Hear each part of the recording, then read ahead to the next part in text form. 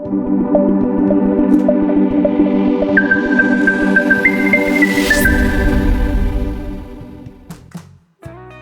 example, you would like to configure Gmail SMTP access to your SQL Server. Okay, what we do? Firstly, we need to create an app password. Go to your go to your Gmail, log into your Gmail, go to manage your Google account like this. Manage your Google account. You see my screen now. Dennis, and Yes. AK Raj, Akshay, please check your mic, please. Yeah. Jayashree, please check it. Yes, sir. Yes, sir. And, search Google account is there, right? This one. Okay, search this one. Say app password. Click on app password.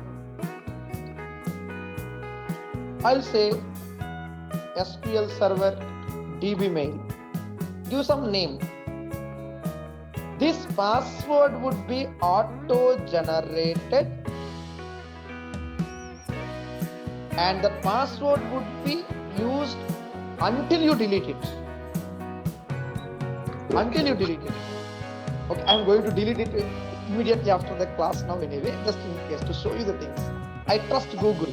I delete it, so it's not generated again for my account. Next time, new account. So copy it, done. Okay, copy it. Then what we do? Go to your management. Okay, management, right click, configure DB mail. At the time of configuring DB mail, as usual, profile name. I'll say, for example, SQL School or DB mail profile. Add. Okay, email account. Give your email address because it's for your email address you configure the app password. Next, reply email address, whatever email address you wanted. smtp.gmail.com 587 port number.